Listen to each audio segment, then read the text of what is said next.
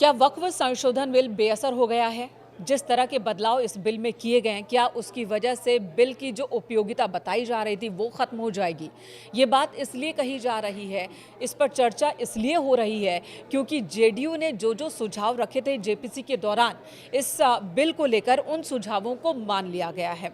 वो सुझाव क्या-क्या हैं और उससे क्या असर पड़ जाएगा, ये मैं आपको बताती हूँ। पहला सुझाव था कि कानून को पिछली तारीख से लागू नहीं किया जाए, जो कि जेपीसी के दौरान जेडीयू की ओर से ये बात रखी गई और इसे सरकार ने मान लिया है। अब इसका असर क्या होगा वो आपको बता दें।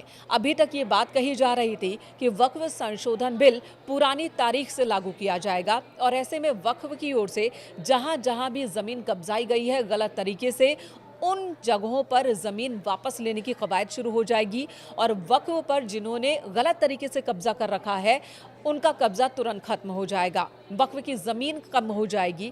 लेकिन अब जब ये पुरानी तारीख से लागू नहीं होगी तो इसका असर कम हो जाएगा। इसलिए लोग कह रहे हैं कि वक्फ संशोधन बिल वो बिल है, समझिए वो शेर है जिसके नाखून तोड़ दिए गए हों।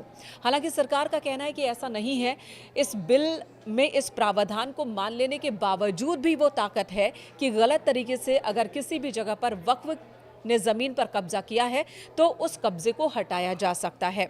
वहीं दूसरा प्रावधान है पुरानी मस्जिद, दरगाह या दूसरे मुस्लिम धार्मिक जगहों से छेड़छाड़ ना हो।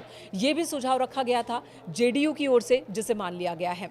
अब इससे क्या अंतर हुआ? अभी तक ये कहा जा रहा था, खासकर मुस्लिम धर्मगुरु और मुस्लिम समाज के लोग कह रहे थे, विपक्षी दल कह रहे थे कि सरकार की नज़र मस्जिदों पर है, मज़ारों पर है, ईदगाहों पर है और उसे ख़त्म कर देना चाहती है सरकार। खासकर ओवैसी बार बार यही बात कह रहे थे।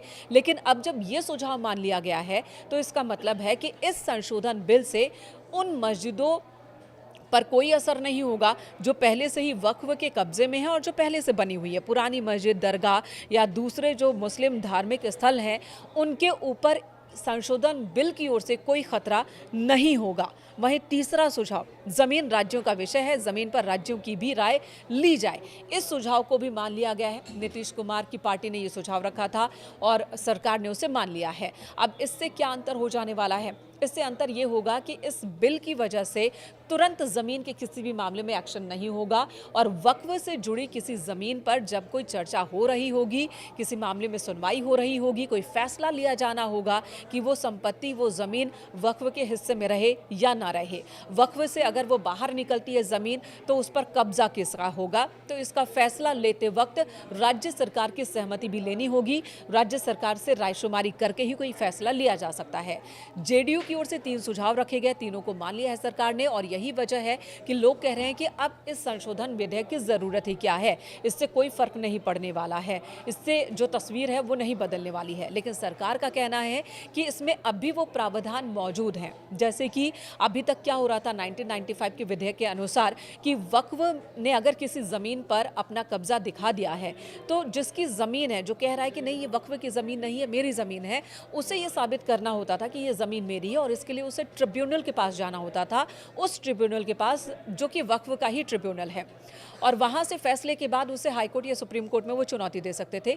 कोई भी प्रशासनिक अधिकारी बीच में नहीं था। लेकिन अब संशोधन विधेयक लाया गया, इसमें प्रशासनिक हस्तक्षेप का प्रावधान है, यानी कि वक्फ अगर किसी जमीन पर अपना दावा करता है और ज़मीन का मालिक कहे कि नहीं ये वक्फ की ज़मीन नहीं मेरी ज़मीन है, तो इस मामले को ट्रिब्यूनल के साथ साथ वहाँ मौजूद प्रशासन भी अपना हस्तक्षेप रखेगा।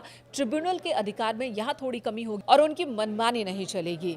तो तमाम प्रावधान किए गए हैं कि वक्फ के कार्य को पारदर्शी बनाया जाए। तो तमाम ऐसे प्रावधान रखे गए हैं जिनसे वक्फ की कार्यशैली को पारदर्शी बनाया जाए और अगर कहीं गलत कब्जा है वक्फ का तो उस कब्जे से ज़मीन को मुक्त कराई जाए। ऐसी स्थिति अब भी इस विधेयक में मौजूद है।